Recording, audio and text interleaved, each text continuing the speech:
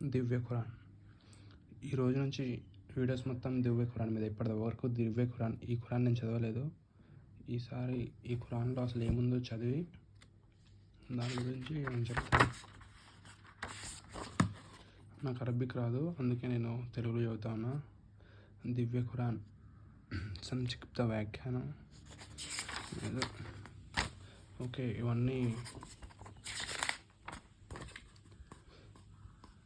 సూరా మనవి వ్యాఖ్యాత దుర్బల్కు అల్-ఫాతిహా, అల్-బఖరా, ఆలి ఇమ్రాన్, అన్-నిసా, అల్-మాయిదా. అంటే ఇవన్నీ అరబిక్లో అనుకుంటా. అరబిక్ మీనింగ్స్ అవి అన్నీ అరబిక్ పదాలు. తహా, అల్-అంబియా, ఇంచుమించు అల్-మల్క్. అంటే మొత్తం ఎంత 67 ఉన్నాయి. ఇవన్నీ 67 పదాలు ఉన్నాయి. యాక్చువల్గా అసలు ఏంటో ఇవి ఎందుకు అలా ఉన్నాయో నాకు తెలీదు. మనవి మౌలానా సయ్యద్ అబుల్ అలా మదౌది పేరు నేడు ప్రపంచమంతటా ఇస్లామీయ సాహిత్యం, ఇస్లామీయ సంస్కరణోద్యమంతో ప్రగాఢంగా పెనవేసుకుపోయింది. ఆయన చేసిన దివ్య ఖురాన్ ఉర్దూ అనువాదం, సవివరమైన వ్యాఖ్యానం తఫ్హీముల్ ఖురాన్ ఇస్లామీయ ప్రపంచ ప్రజలందరి చేత మన్నలందుకుంది. ఆ అనువాదం సరళమైంది, సులభగ్రాహ్యమైంది, ఆధునిక వైజ్ఞానిక యుగపు మనిషికి సంబోధకమైంది. ఆయన శైలి మనోజ్ఞమైంది. పాఠకుణ్ణి ఇట్టే ఆకట్టుకుని తనతోటే సరికొత్త ప్రపంచాలలో విహరింపచేసేది. మొత్తం తఫ్హీముల్ ఖురాన్ని ఇప్పట్లో తెలుగు ప్రజలకు అందజేయడం వీలుపడదన్నది వాస్తవం. అది ఎంతో వ్యయప్రయాసాలతో కూడుకున్న, మరెంతో సమయం కోరే బృహత్తర కార్యం. మొత్తం తఫ్హీముల్ ఖురాన్ని ఇప్పట్లో తెలుగు ప్రజలకు అందజేయడం వీలుపడదన్నది వాస్తవం. మొత్తం తఫ్హీముల్ ఖురాన్ అంటే మొత్తం తఫ్హీముల్ అంటే కూడా తెలుగులో చెప్తే సరిపోద్ది కదా. మొత్తం తఫ్హీముల్ ఖురాన్ని ఇప్పట్లో తెలుగు ప్రజలకు అందజేయడం వీలుపడదంట, అది వాస్తవం. ఇది ఎంతో వ్యయ ప్రయాసాలతో అంటే చాలా ఖర్చుతో కూడుకున్న విషయం అంట, మరెంతో సమయం కూడా తీసుకుంటుందంట. సరే, అందువల్ల కనీసం మౌలానా గారు స్వయంగా తన ఉర్దూ అనువాదంతో పాటు అవసరమనుకున్న చోట క్లుప్తమైన వివరణలు జతచేసి వెలువరించిన తర్జుమాయే ఖురాన్ అని తెలుగు ప్రజలకు అందజేయాలన్నది తెలుగు ఇస్లామిక్ పబ్లికేషన్స్ బహుకాల వాంఛ. తదనుగుణంగా ఈ కార్యభారాన్ని ఇస్లామీయ సాహిత్యంతో దగ్గరి సంబంధం ఉన్నవారు, దుష్ప్రచార కార్యంలో అనవరతం కృషి సలుపుతున్నవారు శ్రీ షేక్ హమీదుల్లా షరీఫ్ గారికి అప్పచెప్పడం జరిగింది. మొత్తం అనువాదాన్ని ఒకేసారి వెలువరించాలని అనుకున్నాము, కానీ అనుకున్నట్లే జరగవుగా. అయితే 1981లో వాది యెహూదాలో జరిగిన హిజ్రీ శకం 15వ శతాబ్ది ప్రారంభోత్సవాలలో మొదటి 15 భాగాలు ఫాతిహా సూరా మొదలుకొని బనీ ఇజ్రాయెల్ సూరా వరకు మొదటి సంపుటంగా ప్రకటించాము. అంటే ఇవన్నీ సూరాలు అన్నమాట. ఆ తరువాత వీలైనంత త్వరగా రెండవ సంపుటం ప్రచురించి దివ్య ఖురాన్ పూర్తి అనువాదాన్ని అందజేయాలని అనుకున్నాను. అనివార్య కారణాల వల్ల రెండవ సంపుటం అనువాదం, పరిశీలన ఇత్యాది దశల్లో అనుకోని విధంగా జాప్యం జరగనారంభించింది. ఆ మధ్యన మొదటి సంపుట మరో ముద్రణ ప్రచురింపవలసి వచ్చింది. రెండవ సంపుటం అనువాదాన్ని పునఃపరిశీలిస్తున్నప్పుడు మొదటి సంపుటం అనువాదాన్ని కూడా అనేక కోణాలలో సంస్కరించవలసి ఉంటుందన్న వాస్తవం వెల్లడైంది. తదనుగుణంగా శ్రీ హమీదుల్లా షరీఫ్ గారికే ఈ పని అప్పగించాము. మొదటి సంపుటంతో పాటు రెండవ సంపుటిని కూడా శ్రీ షరీఫ్ గారు సంస్కరించి ఇచ్చారు. ఈ సవర్ణ సంస్కరణలో ఆయనకు పేరుగన్న తెలుగు ఆచార్యులు పండిత శ్రీ సనగన నరసింహ స్వామి గారు ఎక్కువగా తోడ్పడ్డారు. డాక్టర్ ఏ నరసింహమూర్తి గారు కూడా శ్రీ షరీఫ్ గారికి ఇప్పుడు దివ్య ఖురాన్ అనువాదాన్ని ఒకే సంపుటిలో అందజేయాలన్న మా చిరకాల వాంఛ నెరవేరుతున్నందుకు ఎంతో సంతోషంగా ఉంది. దీనివల్ల అంతిమ దైవగ్రంథం ఒకే చోట ఒకే సంపుటిలో లభ్యమో కాక ఈరోజు పెరుగుతున్న కాగితపు ధరలు, ప్రచురణ వ్యయాన్ని దృష్టిలో ఉంచుకుంటే దీనివల్ల ఎంతో పొదుపు కూడా. ఈ పవిత్ర కార్యంలో అవసరమనుకున్నప్పుడు తన ధన సహాయాన్ని విరాళాలకు అందజేసి తోడ్పడిన వ్యాఖ్యాత తొలి పలుకులు. ఇప్పుడు యాక్చువల్గా విషయం ఏంటంటే, సరే నేను ఎందుకంటే నాకు ఎందుకు సడన్గా అలా అనిపించిందంటే, ప్రెజెంట్ ఖాళీగానే ఉన్నా. ఇంకా నా వర్క్ టైమింగ్స్ వేరు, నేను వేరే చోట వర్క్ చేస్తున్న టైమింగ్స్ వేరు. సో దాని టైమింగ్స్కి తర్వాత నేను మామూలు టైంలో ఏం చేస్తున్నా అంటే, ఏదో ఇన్స్టాగ్రామ్లో రీల్స్ చూసుకుంటానో, లేకపోతే యూట్యూబ్లో షార్ట్స్ వీడియోస్ అవి చూసుకుంటూ టైం స్పెండ్ చేస్తున్నాను. కానీ పనికి వచ్చే విషయం ఏం చేయట్లేదు. నాకు ఏదో ఒక పని చేసి డబ్బులు సంపాదించుకుందామని ఉంది. కానీ నాకు ఏం పని చేస్తాం, ఆల్రెడీ అదే జాబే చేస్తున్నా. కానీ జాబ్ కాకుండా పార్ట్ టైం వర్క్ ఏం చేసుకుందాం అంటే ఏం చేయాలో అర్థం కావట్లేదు. ఏ వర్క్స్ దొరకట్లేదు. సర్లే ఎలాగో యూట్యూబ్లో వీడియోస్ పెడుతున్నాను కదా, దీని రిలేటెడ్ వీడియోస్ పెడదామా అని చెప్పి మనం చూస్తేనేమో మొన్నేమో రీసెంట్గా ఏంటి పూరిలో జగన్నాథుడి టెంపుల్ కింద సమ్ గదులు ఏమో ఉన్నాయంట, గదులు తెచ్చారు అని చెప్పి ఒక న్యూస్ వచ్చింది. అదే ఆ న్యూస్ రిలేటెడ్ ఎవరు తెలిసిన ఒక పర్సన్ నా దగ్గరకు వచ్చి మాట్లాడినప్పుడు దాని గురించి కూడా చూస్తేనేమో అస్సలు కొన్ని నమ్మశక్యం కానీ కాదు. అసలు అది నమ్మాలని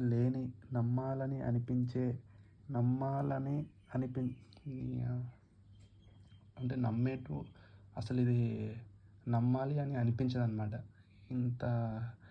ఇంత సొల్లేంటి అనిపిస్తుంది వాస్తవంగా చెప్పాలనుకుంటే. సో అలాంటి వీడియో అంటే మంచి ఫేమస్ యూట్యూబర్ ఆయన నండూరి శ్రీనివాస్ గారు అని, అంత మంచిగా నాకు చెప్పినప్పటికీ దాంట్లో నాకు చాలా క్వశ్చన్స్ వచ్చి కామెంట్లో పెట్టాను. దాని మీద వీడియో పెడదాం అనుకున్నాను. కానీ అసలు పూర్తిగా దాని మీద నాకు ఎలాంటి అవగాహన లేకుండా నేను ఏం పెట్టాలి, ప్రతిదానికి ఎందుకు ఇలాగా ఫస్ట్ మనం తెలుసుకుందాం. ఫస్ట్ నాకు ఎవరో ఖురాన్ గిఫ్ట్గా ఇచ్చారు. ఓకే, మంచిదేలే, దాన్ని ఇప్పటిదాకా చూడలేదు నేను. సరే ఇది కూడా చూద్దాం. ఇది కూడా మన ప్రపంచంలో రెండవ మతం ఎలా చెప్పాలి అంటే, ఎక్కువ మంది ఆరాధించే మతంలో ఇది రెండవ మతం అని చెప్పి అనుకోవచ్చు. ఫస్ట్ది బైబిల్ అనుకుంటే రెండవది ఖురాన్ అయి ఉండొచ్చు. తర్వాత మన ఇండియాలో మొత్తం ఇది ఉండొచ్చు, ఈ Bhagavad Gita. So next first Quran చదువుతాను, తర్వాత భగవద్గీత, బైబిల్ జోలికి అసలు తర్వాత చూద్దాం. ఫస్ట్ ఇది అయిపోయిన తర్వాత ఫస్ట్ ఖురాన్ యొక్క అట్లీస్ట్ అసలు ఏముంది ఖురాన్లో అని చెప్పి మొత్తం కాకపోయినా కొంచెం వరకైనా ఈ ఖురాన్ బుక్లో ఏముందో అది తెలుసుకొని వ్యాఖ్యాత తొలి పలుకుల్లో అతను ఏం చెప్పాడో వీడియోలో పెట్టి ఆకండి. యాక్చువల్గా వ్యాఖ్యాత ఏం పలికాడో ఇప్పుడే చెప్పేస్తాను. దివ్య ఖురాన్కు ఉర్దూ భాషలో అనువాదాలు చాలా ఉన్నాయి. మళ్ళీ ఎవరైనా కేవలం పుణ్యం కోసమో శుభం కోసమో ఒక కొత్త అనువాదాన్ని వెలువరించడం అనేది సమయాన్ని శ్రమను సరైన రీతిలో వినియోగించినట్లు కాదు. ఈ విషయంలో మరొక ప్రయత్నం సమంజసము సహేతుకము కాగలడానికి అది పూర్వపు ఖురాను అనువాదాలేవి తీర్చలేని పాఠకుల అవసరాన్ని దేన్నైనా తీర్చగలిగి ఉంది. ఈ పుటలో ఖురాను అనువాదానికి దాని వ్యాఖ్యానానికి సంబంధించిన నా కృషికి పునాది ఈ విషయమే. ఖురాను తత్వాన్ని గ్రహించడానికి, ఆ పరిశుద్ధ గ్రంథం యొక్క అసలు ఉద్దేశాన్ని తెలుసుకోవడానికి మన సామాన్య విద్యావంతులలో కలిగినటువంటి రోజుకు పెరిగిపోతున్నటువంటి అవసరం పూర్వపు అనువాదాలకు అపూర్వమైన కృషి తర్వాత కూడా తీరకుండా ఉండిపోయిందని నేను చాలా కాలం నుండి అనుకుంటున్నాను. ఈ తృష్ణను తీర్చడానికి నేను కూడా కొద్దిపాటి సేవ చేయగలనన్న భావన నాలో కలగసాగింది. ఈ రెండు భావాలు నన్ను ఈ కృషికి పురిగొల్పాయి. దాని ఫలితాలని నేను పాఠకులకు బహుకరిస్తున్నాను. ఒకవేళ నా స్వల్ప ప్రయత్నం ఖురాను అవగాహనలో ప్రజలకు కొంతైనా ఉపయోగపడితే నేను చాలా ధన్యుణ్ణి.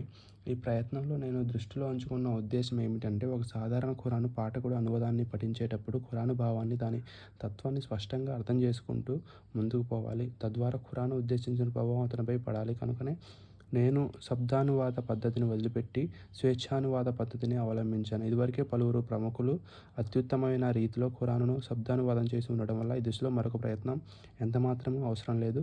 ఫార్సీ భాషలో హజ్రత్ షా వలీ ఉల్లాహ్ సాహెబ్ అనువాదము, ఉర్దూ భాషలో షా అబ్దుల్ ఖాదర్ సాహెబ్, షా రఫీ ఉద్దీన్ సాహెబ్, మౌలానా సాహెబ్ జలంధరి అనువాదాల శబ్దం యొక్క అవసరాలను చక్కగా నెరవేరుస్తాయి. కానీ శబ్దానువాదం వల్ల నెరవేరజాలని అవసరాలు కొన్ని ఉన్నాయి. వాటిని నేను భావానువాదం ద్వారా నెరవేర్చడానికి ప్రయత్నం చేశాను. శబ్దానువాదం యొక్క అసలు లాభం ఏమిటంటే, పఠితకు ఖురానులో ప్రతి పదానికి అర్థం చక్కగా తెలుస్తుంది. అతను మూలంగా ప్రతి ఆయత్ క్రింద దాని అనువాదం చదివి అందులో చెప్పబడిన విషయాన్ని అర్థం చేసుకుంటాడు. కానీ ఈ లాభంతో పాటు ఈ పద్ధతిలో కొన్ని లోపాలు కూడా ఉంటాయి. ఈ కారణంగా అరబ్బీ భాష రాని పాఠకుడు ఖురాను ద్వారా పొందవలసిన లాభాన్ని పొందలేడు. ఓకే. ఖురాన్ యొక్క శబ్దానువాదం పఠించేటప్పుడు తోచే మొదటి విషయం ఏమిటంటే అందులో ధారాళమైన రచనా క్రమం, బలమైన శైలి, భాష సమగ్రత, రచనా ప్రభావం కనిపించవు. ఖురాను వాక్యాల క్రింద మనిషికి జీవరహితమై అనువాదం కనిపిస్తుంది. దానిని చదివితే పఠిత ఆత్మకు తన్మయత్వం కలగదు. అతని శరీరం పులకరించదు. అతని కళ్ళ నుండి అశ్రువులు రాలవు. అతని భావాలలో తుఫాను చెలరేగదు. ఒక వస్తువు తన బుద్ధిని, తన ఆలోచనను వశం చేసుకొని మనస్సులోకి, గుండెలోకి దిగిపోతూ ఉన్న అనుభూతిని అతను పొందుతాడు. ఇటువంటి ప్రభావం పడటం అనేది సుదూర విషయం. అనువాదాన్ని చదివేటప్పుడు మనిషి పలుసార్లు ఇటువంటి గ్రంథాన్ని మరొకటి తీసుకురండి, అవి సమస్త ప్రపంచాన్ని సవాలు చేసే గ్రంథం ఇదేనా అని ఆలోచిస్తూ ఉండిపోతాడు. ఏంటి? అనువాదాన్ని చదివేటప్పుడు మనిషి పలుసార్లు ఇటువంటి గ్రంథాన్ని మరొకటి తీసుకురండి అని సమస్త ప్రపంచాన్ని సవాలు చేసిన గ్రంథం ఇదేనా అని ఆలోచిస్తూ ఉండిపోతాడు. దీనికి కారణం ఏమిటంటే శబ్దానువాదం అనే జల్లెడ మందు యొక్క పొడి భాగాలను మాత్రమే తన లోపల నుండి పోనిస్తుంది. ఇక మాతృక అయిన ఖురాను రచనలో పొంగిపొరలే సాహిత్య జీవం. అది ఏ కోసాన శబ్దానువాదంలో కనిపించదు. అది ఈ జల్లెడ పై భాగం నుండే ఎగిరిపోతుంది. వాస్తవానికి ఖురాను ప్రభావం పఠితపై పడే విషయంలో దాని పరిశుద్ధమైన బోధకు, దాని అమూల్యమైన విషయాలకు ఉన్న పాత్ర కంటే దాని సాహిత్యం యొక్క పాత్ర ఏమాత్రమూ తక్కువ కాదు. ఇదే పాషాణ హృదయుడైన మనిషిని సైతం ద్రవింపజేసింది. పిడుగు గర్జనలు మాదిరిగా మొత్తం అరేబియా భూభాగాన్ని ఊపేసింది. లోకాన్ని ప్రభావితం చేసే దాని శక్తిని, దాన్ని తీవ్రంగా వ్యతిరేకించే వారు కూడా ఒప్పుకునేవారు. శ్రోతలను మంత్రముగ్ధులుగా చేసే గ్రంథాన్ని వినేవారు. చివరకు తమ హృదయాలను తాము పోగొట్టుకుంటామేమో అని భయపడేవారు. ఈ శక్తి ఖురానులో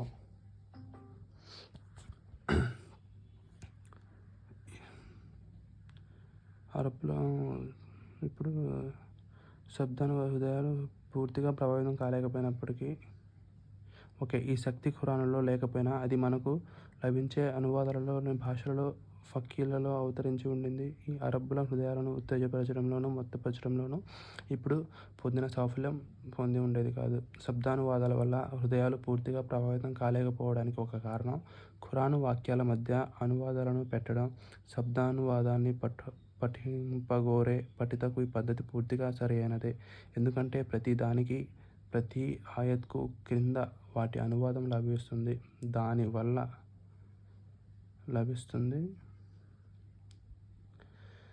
కానీ దానివల్ల నష్టం ఏమిటంటే ఒక మనిషి ఇతర పుస్తకాలను చదివి ప్రభావితుడయ్యే విధంగా అతడు ఖురాను అనువాదాన్ని ఎడతెగకుండా చదవనూ లేడు.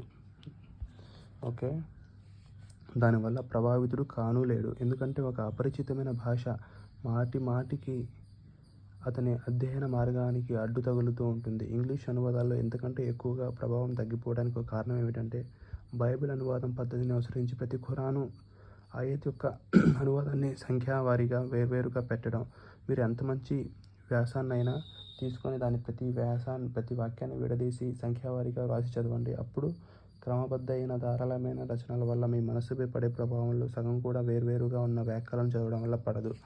సరే, ఇప్పుడు ఈయన గారు ఏం చెప్తున్నారంటే ఈ ఖురాన్ మీకు చదువుతుంటే అంత ఇంట్రెస్ట్ రాదు, అసలు మీకు పూర్తిగా చదవాలని అనిపించదు అని చెప్పేస్తున్నాడు ఈయన. తర్వాత శబ్దానువాదం ప్రభావం చూపలేకపోవడానికి మరొక ముఖ్య కారణం ఖురాను ప్రవచన రీతి రచనాత్మకం కాకుండా ప్రసంగాత్మకం కావటమే. ప్రసంగ భాషను రచన భాషలోకి మార్చకుండా యథాతథంగా అనువదించినట్లయితే మొత్తం రచన పొంతన లేనిదైపోతుంది. ప్రారంభంలో ఖురాను లిఖిత పుస్తక రూపంలో వెలువడలేదు. కానీ ఇస్లాం సందేశ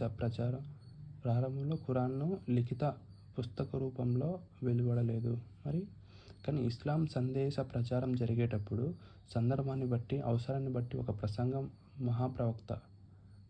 ఈయన గురించే ఈయనే కదా అందరూ మహాప్రవక్త సంపై అవతరింపచేయబడేది. ఆయన దాని ప్రబోధ రూపంలో ప్రజలకు వినిపించేవారు. ఈ విషయం అందరికీ తెలిసిందే. ప్రసంగ భాషకు, రచన భాషకు మధ్య సహజంగానే పెద్ద వ్యత్యాసం ఉంటుంది. ఉదాహరణకు, రచనలో ఒక సందేహాన్ని ప్రకటించి దానిని నివృత్తి చేయడం జరుగుతుంది. కానీ ప్రసంగంలో స్వయంగా అనుమానం వెలిబుచ్చేవారు ఎదుటినే ఉంటారు. ఇందువల్ల ప్రజలు ఇలా అంటారు అని మాటిమాటికి చెప్పే అవసరమే ఉండదు. అయితే ప్రసంగకర్త మొదట్లోనే వారి అనుమానానికి జవాబుగా ఉండే ఒక వాక్యాన్ని చెప్పేస్తాడు.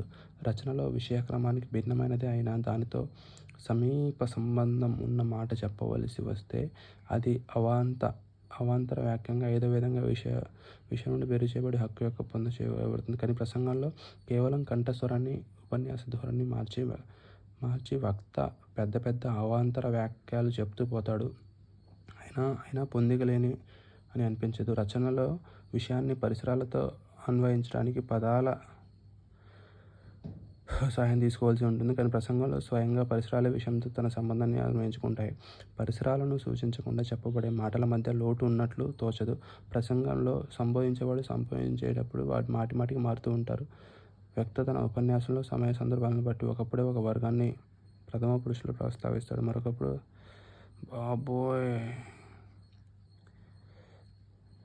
ఫైనల్గా పఠిత అసలు ప్రసంగం యొక్క పరిసరాలకు ఎంతగా పొందికలేమి ఉన్నది అని అజ్ఞులు అనటానికి అసలు కారణం ఇదే. దానిని దూరం చేయడానికి వ్యాఖ్యాన వివరణల ద్వారా మూలంలోని పొందికను విస్పష్టం చేయడం తప్ప మరొక మార్గం లేదు. ఎందుకంటే ఖురాన్ యొక్క మూల రచనలో హెచ్చుతగ్గులు చేయడం నిషిద్ధం. కానీ మరొక భాష ఖురాన్ను భావానువాదం చేస్తున్నప్పుడు ప్రసంగ భాషలను జాగ్రత్తగా రచన భాషలో మార్చుకుంటే ఈ పొందికలేమి చాలా తేలికగా తొలగిపోతుంది. అంతేకాదు, నేను ఇంతకుముందే సూచనప్రాయంగా తెలిపినట్లు ఖురాన్ యొక్క ప్రతి సూరా ఒక ప్రసంగం. అది ఇస్లాం సందేశ ప్రచారం జరిగేటప్పుడు ఒక దశలో, ఒక ప్రత్యేక సమయంలో అవతరించింది. దానికి ప్రత్యేకమైన ఒక పూర్వారంగం ఉండేది. కొన్ని ప్రత్యేక పరిస్థితులు దానికి కోరుతూ ఉండేవి. కొన్ని అవసరాలను తీర్చడానికి అది అవతరించేది. తమ పూర్వరంగంతో, తమను అవతరణ కాలంతో ఖురాన్ సూరాల సంబంధం ఎంత సన్నిహితంగా, ఎంత లోతుగా ఉండేదంటే, ఒకవేళ దాని నుండి వేరుచేసి కేవలం ప్రతి అనువాదాన్ని పఠిత ముందు పెడితే ఎన్నో విషయాలను అతడు అర్థం చేసుకోలేడు. కొన్ని విషయాలను వ్యతిరేకార్థంలో కూడా తీసుకుంటాడు. అందుచేత ఖురాన్ యొక్క పూర్తి ఉద్దేశం బహుశా అతని అవగాహన వ్యాఖ్యానం యొక్క సహాయం తప్పనిసరి అవుతుంది. ఎందుకంటే ఖురాన్ మూలంలో ఏ విషయాన్ని పెంచడానికి వీల్లేదు. ఖురాన్ భావానువాదం చేసేటప్పుడు పాఠకునికి మరొక విషయం ఏంటంటే, ఖురాన్ స్పష్టమైన అరబ్బీ భాషలో అవతరించింది, కానీ అది ప్రత్యేకమైన ఒక సొంత పరిభాషను కలిగి ఉంది. అది ఎన్నో పదాలను నిఘంటు అర్థంలో కాకుండా ఒక ప్రత్యేక అర్థంలో ఉపయోగించింది. ఇంకా ఎన్నో పదాలను అది విభిన్న సమయాల్లో విభిన్న అర్థాలలో ఉపయోగించింది. పదానికి పదంగా చేయబడే అనువాదాలలో ఈ పారిభాషిక పదాలను దృష్టిలో ఉంచుకోవడం చాలా కష్టం. వాటిని దృష్టిలో ఉంచుకోలేకపోవడం వల్ల అప్పుడప్పుడు పాఠకులు రకరకాల చిక్కులను గురవుతారు, అపార్థం చేసుకుంటారు. ఉదాహరణకు కుఫ్ర్ అనే పదాన్ని తీసుకోండి. అది ఖురాన్ వారి భాషలో అరబ్బీ నిఘంటువు చెప్పే అర్థానికి, మన ధర్మశాస్త్రంలో ఇస్లాం తత్వవేత్తలు చెప్పే అర్థానికి విభిన్నమైన అర్థం కలిగి ఉంది. అంతేకాదు, ఖురాన్లో కూడా అన్ని చోట్ల అది ఒకే అర్థంలో ప్రయోగించడం లేదు. ఒక చోట పూర్తి అవిశ్వాసం అని, మరొక చోట కేవలం తిరస్కారం, ఇంకో చోట కేవలం కృతజ్ఞత అని విభిన్న అర్థాలలో అది వాడబడింది. వేరొక చోట విశ్వాసం కోరే ఒక అవసరాన్ని నెరవేర్చుకోవడానికి కుఫ్ర్, ఒక చోట వాచ. ఈ సందర్భాలలో మనం కుఫ్ర్ పదాన్ని వాడితే అనువాదం మాత్రం అయినా సరే ఓకే, ఇదంతా మనం కష్టం. కానీ విషయం ఏంటంటే, ఖురాన్ని తెలుగులోకి సరిగ్గా రాయలేకపోయారు. ఇది ఒరిజినల్ లాంగ్వేజ్ అరబిక్లో అవతరించబడింది అని చెప్పి ఎవరైతే ఖురాన్ పుస్తకం రాశారో ఆయన చెప్తున్నారు. సో అంటే అరబిక్ అంటే ఒరిజినల్ లాంగ్వేజ్ అరబిక్ అంట ఈ ఖురాన్ అవతరించింది. ఒరిజినల్ లాంగ్వేజ్, రియల్ లాంగ్వేజ్ అదేదో అరబిక్లో ఆ దేవుడు ఖురాన్ని ఎందుకు తీసుకొచ్చాడు? అరబిక్లోనే తీసుకొచ్చాడు. ఈ ప్రపంచంలో అన్ని భాషలు మాట్లాడే వ్యక్తులు అంటే అరబిక్ ఒకటే కాదు కదా, ఈ ప్రపంచంలో జనాలు రకరకాల భాషలు మాట్లాడుతూ ఉంటారు.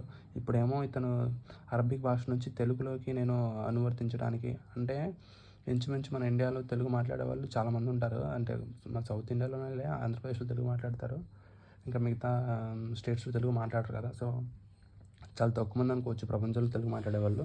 సో ఏదేమైనా మన సైడ్ కూడా డెవలప్ అయింది కాబట్టి, మనకు కూడా మన తెలుగు వాళ్ళలో కూడా అరబ్ బాగా మాట్లాడే వాళ్ళు చాలామంది ఉన్నారు కాబట్టి, సో ఎంత టెక్నాలజీ డెవలప్ అయినా ఈ సిచ్యువేషన్లో కూడా ఒక అరబిక్ లాంగ్వేజ్ నుంచి తెలుగు లాంగ్వేజ్లోకి ఈ పుస్తకాన్ని సరిగ్గా ఇప్పటికీ తీసుకురాలేకపోతున్నాము అని చెప్పి నా అంటున్నారు.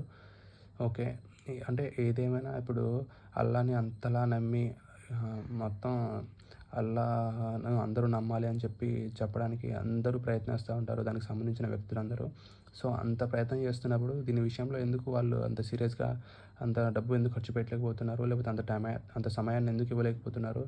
కొన్ని కోట్లు రకరకాల దాంట్లో ఖర్చు పెడతా ఉంటారు. మరి ఇలాంటి ముఖ్యమైన విషయానికి అంటే అరబిక్లో మంచిగా ఉన్న ఖురాన్ని ఇలాంటి అందుబాటులో తెలుగులోను, హిందీలోను, ఇంగ్లీష్లోనూ వాళ్ళు వివరించలేకపోవడానికి వాళ్ళు ఎందుకు ఇబ్బంది పడుతున్నారు? వాళ్ళు చేయాలి కదా సరిగ్గా. సరే వాళ్ళు చేయలేకపోయాము అని చెప్పి అన్నారు. బట్ ఏంటి అసలు దీంట్లో ఉన్న ఈ 48 దువాలు ఏంటో అసలు చూస్తాను ఇప్పుడు. ఇంచుమించు ఈ సూర మనవి వ్యాఖ్యాత తొలి పలుకు, అల్ ఫాతిహా, అల్ బకరా, అసలు అవన్నీ ఏంటో చూద్దాం, తెలుసుకుందామని. అంటే ఇప్పుడు మహాభారతం కాదు, భగవద్గీత నేను చిన్నప్పుడు చదివాను. చిన్నప్పుడు చదువుతున్నప్పుడు దాంట్లో కొన్ని శ్లోకాలు ఉంటాయి. ఆ శ్లోకాలలో కింద మీనింగ్ ఉంటుంది.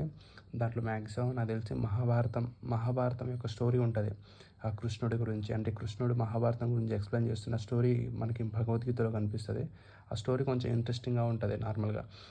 సో అలాగే ఈ ఖురాన్లో కూడా ఇవన్నీ స్టోరీస్ ఏమో, దీంట్లో ఏమైనా స్టోరీ అంటే ఖురాన్ చదివితే మీకు నీ జీవితం అంటే ఏంటో అర్థమవుతుంది, నీకు అన్నీ తెలుస్తాయి అని చెప్పి కొంతమంది చెప్తూ ఉంటారనమాట. నార్మల్గా నాకు ముస్లిమ్స్లో ఒక మంచి ఫ్రెండ్ ఉన్నాడు, అలాగే హిందూస్లో ఒక మంచి ఫ్రెండ్ ఉన్నాడు, క్రిస్టియన్స్లో కూడా మంచి ఫ్రెండ్ ఉన్నాడు. సో మన ఇండియాలో ప్రెజెంట్ నడుస్తున్న ఈ మూడు మతాలే కాబట్టి ఈ మూడు మతాల్లో నాకు మంచి ఫ్రెండ్స్ ఉన్నారు. దానివల్ల నాకు మూడు మతాల్లో ఎవరు ఎలాగా అంటే ముస్లిమ్స్ ఎలా ఉంటారు, క్రిస్టియన్స్ ఎలా ఉంటారు, హిందూస్ ఎలా ఉంటారు, ఎవరు ఎలా, అవన్నీ నేను దగ్గరుండి అన్నీ ఎక్స్పీరియన్స్ చేశాను. సో దానివల్ల నాకు దీని మీద ఒక ఐడియా ఉంది. సో భగవద్గీత నేను చదివాను కాబట్టి చదవడం అంటే పూర్తి కాదు, తర్వాత చూస్తాను అది. దాంట్లో మంచి స్టోరీ ఉంది. మహాభారతం స్టోరీ చాలా ఇంట్రెస్టింగ్గా ఉంటుంది. సో ఆ స్టోరీ కొంచెం మంచిగా అనిపిస్తుంది అనమాట, కొంచెం మంచిగా జెన్యూన్గా ఏమంటారంటే మనం ఇన్స్పైర్ అయ్యే లెవెల్లో అనిపిస్తుంది మహాభారతం అనే స్టోరీ. అలాగే బైబిల్లో కూడా స్టోరీ ఉంటుంది ఇలా అంటే అది పూర్తి చదవలేదు, జస్ట్ అలా పైన అప్పుడప్పుడు వింటూ ఉంటాం కదా, అలాగా అప్పుడప్పుడు విన్నది కొంచెం అలా దాంట్లో కూడా ఏదో స్టోరీ ఉన్నట్టు అనిపించింది. అలాగే ఈ ఖురాన్లో కూడా అసలు ఏముంది అని చెప్పి నాకు ఎప్పుడు ఒక అనుమానం ఉండేది. సో ఇప్పుడు అనుమానం నేను క్లారిఫై చేసుకుందామని చెప్పి ఇప్పుడు కొంచెం టైం ఉంటే రీల్స్ చూడడం ఆపేసి ఇది ఓపెన్ చేశాను. ఓకే, అసలు ఫస్ట్ ఏముంది చూద్దాం. ఈ అల్ ఫాతిహా అసలు అల్ ఫాతిహా అంటే ఏం చెప్పాడో మనోడు విందాం. అల్ ఫాతిహా ఆయతుల్ 7 అవతరణ మక్కాలో. ఓకే, అనంత కరుణామయుడు అపార కృపాశీలుడు అయిన అల్లా పేరుతో ప్రారంభిస్తున్నాను. 1-3 అంటే అల్లా మాత్రమే స్తుతింపదగినవాడు, ఆయన సకల లోకాలకు ప్రభువు, అనంత కరుణామయుడు, అపార కృపాశీలుడు, ప్రతి ఫలదినానికి స్వామి. మేము నిన్నే ఆరాధిస్తాము, సహాయం కొరకు నిన్నే ఆరాధిస్తాము. మాకు రుజుమార్గం చూపించు. నీవు అనుగ్రహించిన వారు, నీ ఆగ్రహానికి గురి కానివారు, మార్గభ్రష్టులు కానివారు అనుసరించిన మార్గము. అల్లా ఈ ఫాతిహా సూరాను తన దాసులకు నేర్పేవాడు. వారు దానిని ఒక విన్నపం రూపంలో తమ ప్రభు సాన్నిధ్యంలో సమర్పించుకునేందుకు. ప్రభు అనే పదం అరబీ భాషలో 3 అర్థాలలో వాడబడుతుంది. స్వామి, యజమాని, పెంచేవాడు, పోషించేవాడు, కాపాడేవాడు, కనిపెట్టేవాడు, చక్రవర్తి, పరిపాలకుడు, యుక్తిపరుడు, నిర్వాహకుడు. అల్లా. ఈ అల్ ఫాతిహా అంటే ఏంటి? జస్ట్ ఇదేనా? ఇంతలో ఇదే అల్ ఫాతిహా, అల్ బకరా, ఇవన్నీ సూరాలా? అల్ బకరా, అల్ ఫాతిహా, ఖురాన్లో మొత్తం సూరాలు ఉన్నాయా? అంటే ఈ లక్కన ఇవన్నీ సూరాలు అయితే స్టోరీ ఏం కాదు.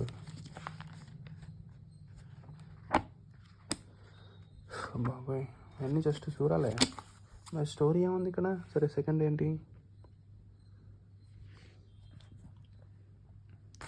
అల్ బకరా, అలిఫ్ లామ్ మీమ్.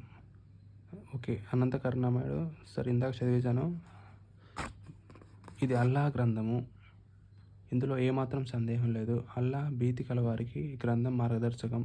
వారు అగోచర అంటే ఇక్కడ ఈ అరబిక్ భాషలో ఉంది అదేనా? ఇదంతా అరబిక్లో ఉంది కదా, ఇదంతా దువా కదా, అల్ బకరా దువా ఇది. సో ఈ దువా, దీని మీనింగ్ అంటే ఈ అరబిక్లో ఉన్న దీని మీనింగు ఇదా? ఏంటి ఇది అల్లాహ్ గ్రంథము, ఇందులో ఏమాత్రం సందేహం లేదు. అల్లాహ్ భీతి కల వారికి ఈ గ్రంథం మార్గదర్శకం.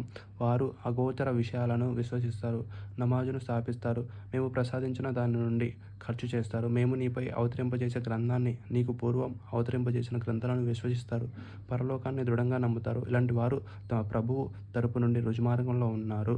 సౌఫల్యం పొందేవారు వారే. ఇదంతా ఇదా? నేను కొన్ని దువాలు కూడా నేర్చుకున్నాను.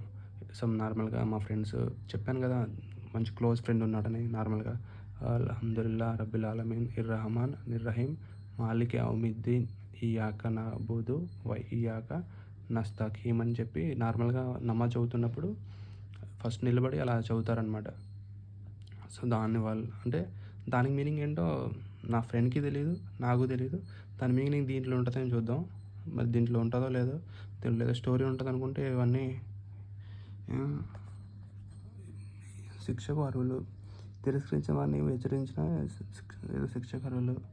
తర్వాత ఇదంతా అల్బకరాలో ఇంత పెద్ద దువా ఉందన్నమాట. ఓకే, తర్వాత అంతిమ దినాన్ని మేము విశ్వసించామని అనేవారు కూడా కొందరు ఉన్నారు, కానీ వాస్తవంగా వారు విశ్వాసులు కారు. స్టోరీ ఏది బ్రో? సార్ స్టోరీ ఏది సార్? రోగం పట్టుకుంది, వారి హృదయాలకు ఒక రోగం పట్టుకుంది. అల్లాహ్ ఆ రోగాన్ని మరింత అధికం చేశాడు. సరే, అంటే ఎవరైతే దేవుణ్ణి ప్రార్థించారో, ఎవరైతే దేవుణ్ణి ప్రార్థించకుండా నార్మల్గా నాకులాగా ఏమంటారు ఇలా బిహేవ్ చేస్తారో అలాంటి వాళ్ళ కోసమే ఈయన చెప్తున్నారనమాట. జస్ట్ ఆ దువాలో ఇదే ఉంది, అల్బకరా దువాలో అదే ఉంది. నెక్స్ట్ అల్బకరా దువా చాలా పెద్దగా ఉంది బాబోయ్. ఇంచుమించు 11, 12. ఓకే, ఈసారి నెక్స్ట్ వీడియో అల్బకరా దువా మీద పెడతాను నేను, ఎందుకంటే చాలా పెద్ద దువా ఇది. దువా కాదు. ఇజ్రాయేలు వంశీయులారా, నేను మీకు ప్రసాదించిన అనుగ్రహాన్ని జ్ఞాపకం చేయండి. ప్రపంచంలోని అన్ని జాతుల కంటే మిమ్మల్ని మేము ఒక అత్యుత్తమైన అదేది ఇబ్రాహీము విధానాన్ని ఉపదేశించేవాడు ఎవరు? ఈ గ్రహాన్ని మేము మానవులందరికీ కేంద్రంగాను శాంతి నిలయంగాను చేశాము. ఇబ్రాహీము ఆరాధన కొరకు సమాజం. తర్వాత ఇబ్రాహీం ఆరాధించాడు. ఈసారి అల్బకరా దువా మొత్తం గురించి ఒక వీడియో చాలా పెద్ద ఉంది. అల్బకరా ఈ విధంగా జరుగుతుంది.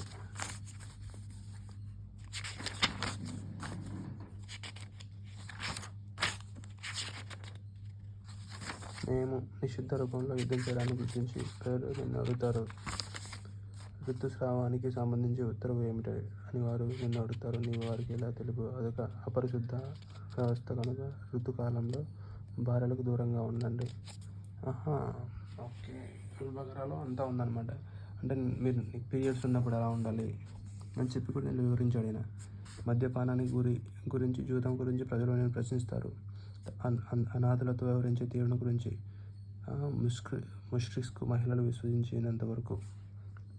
తర్వాత సత్కార్యాలు, భయభక్తులు, విడాకులు 2 సార్లు ఇవ్వాలి. తర్వాత భార్యను సక్రమంగా తమ వద్ద ఉండనివ్వాలి లేదా ఆమెను సహృదయంతో సాగనింపాలి. ఆ తర్వాత 2 సార్లు విడాకులు తమ భార్యను కలవకూడని ప్రమాణం చేసుకున్న వారికి 4 మాసాల వ్యవధి. విడాకులు ఇవ్వబడిన స్త్రీలు. ఓకే, మీరు మీ స్త్రీలకు విడాకులు ఇచ్చేప్పుడు మీరు మీ స్త్రీలకు విడాకులు చేసిన తర్వాత తమ సంతానం యొక్క ఇరుపక్షాల వారు వీళ్ళు ఎవరైనా మరణి వీటితో మీరు మీ స్త్రీలను ముట్టుకోకముందే. పాపం స్త్రీల గురించి ఉంటుందా? వారి ప్రవక్త వారితో ఇలా అన్నాడు, మీకు ఏలికగా అల్లాహ్ తాళుతుందని చదివి. అంటే దీంట్లో రుజు మార్గం అంటే నార్మల్గా ఈ ఖురాన్ చదివితే నీకు అసలు మనిషిగా నువ్వు ఎలా బతకాలి, మనిషిగా నువ్వు ఎలా జీవించాలని చెప్పి దీంట్లో అంతా ఉంది అని చెప్పి అంటుంటారు. సో ఇప్పటిదాకా ఈ అల్బకరాలు కొంచెం జస్ట్ పేజెస్ తిప్పాను. పేజెస్ తిప్పినప్పుడు నాకు ఇంచుమించు చాలా కనిపించింది. ఇంకా చాలా ఉంది అల్బకరా. ఓకే,